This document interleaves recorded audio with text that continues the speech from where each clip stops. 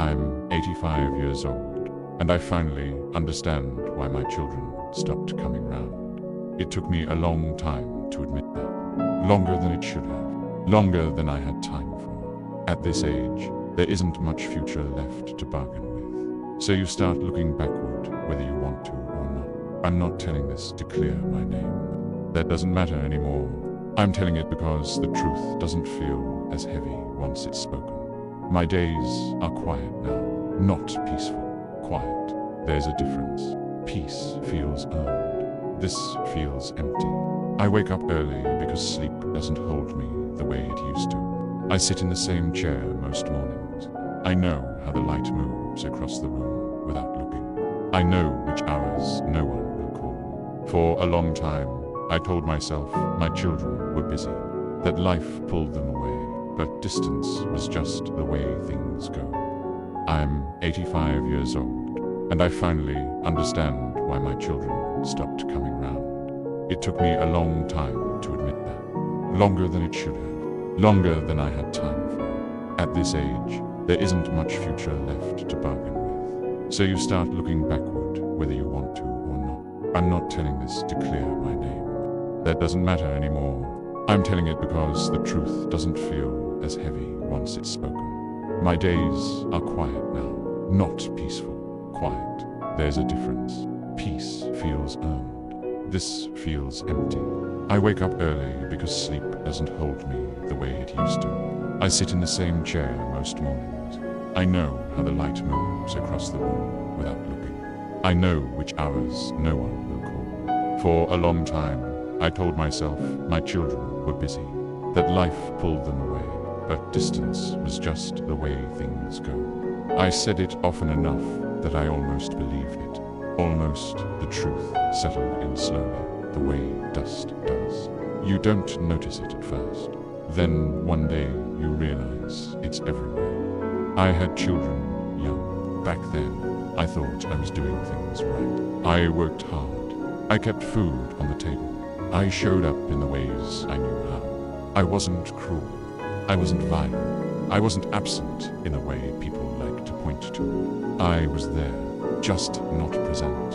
At the time, my choices felt reasonable, necessary, even. I grew up believing that providing was love, that discipline was care, that children needed guidance more than understanding, that respect came before closeness. That's how I was raised. No one asked how I felt as a child. No one waited for me to explain myself. You did what you were told. You didn't talk back. You learned early that love came with conditions, even if no one said it out loud. So when I became a parent, I carried that forward without questioning it. I worked long hours. I came home tired. When the kids were loud, I told them to settle down. When they were emotional, I told them to toughen up. I thought I was preparing them for the world. I didn't realize I was teaching them that their feelings were inconvenient. I remember sitting at the dinner table, newspaper open, half listening. They would talk. I would nod. Sometimes I would correct them. Sometimes I would dismiss what they said without meaning to. I didn't think those moments mattered much. They mattered more than I knew. As they got older, I became stricter instead of closer. I thought authority would keep us connected. I thought rules would create respect. When they pushed back, I took it personally. I saw it as defiance, not as a child trying to be heard. We argued, not loudly, coldly.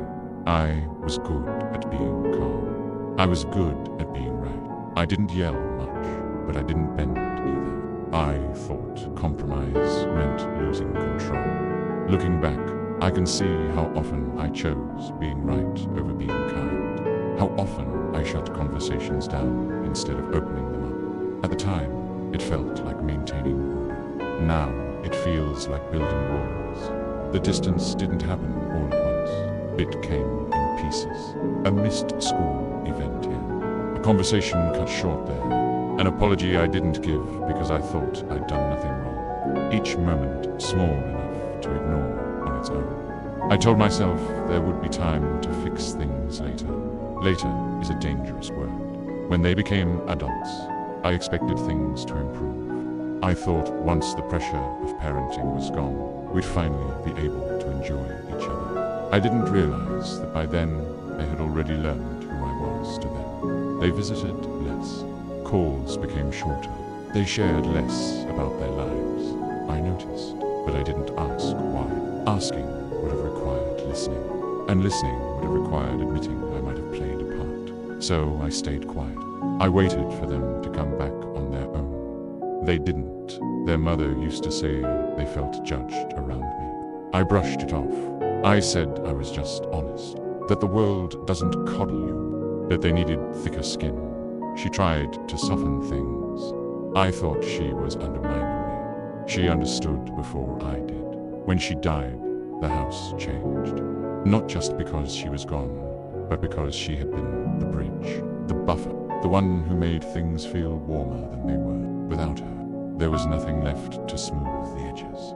That's when the visits really stopped.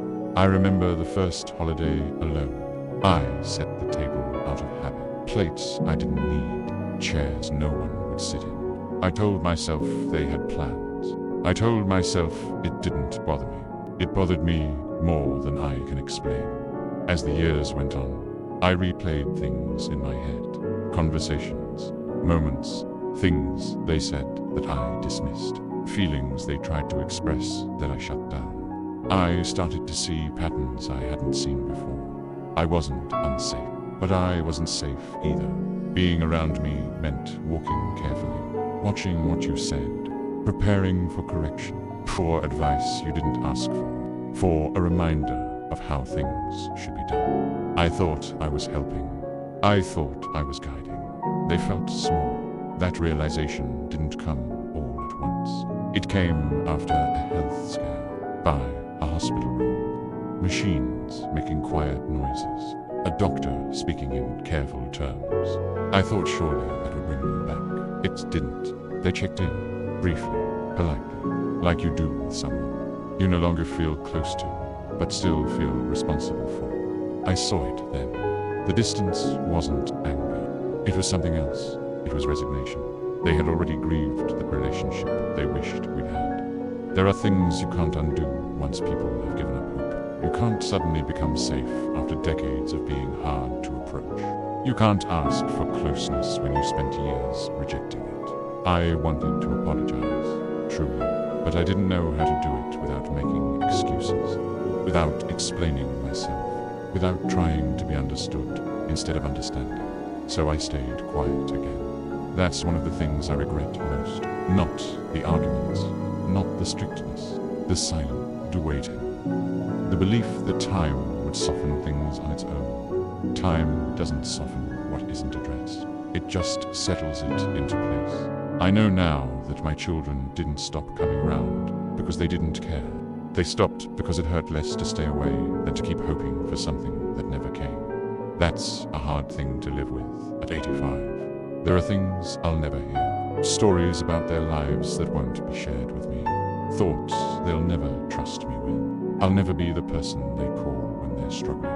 That place is already filled by others who learned how to listen. I missed my chance to become that. If you're listening to this, I don't want you to feel sorry for me.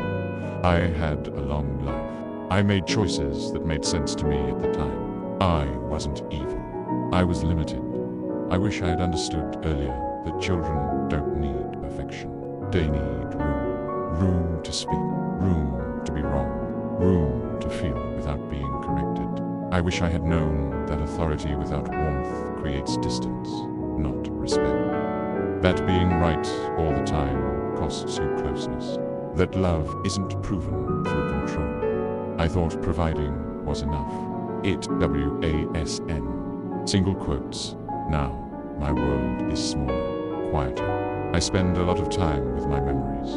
Some are good, some are heavy. All of them are mine. I still love my children. That never stopped. Love doesn't disappear.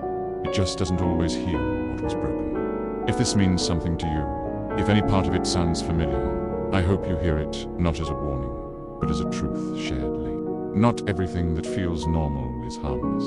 Not everything that worked once still works forever. I don't have much time left, I know that I've made peace with many things. This one still sits with me. I understand now why they stopped coming around. Understanding doesn't fix it, but it does make the silence honest. And that's all I have left to offer.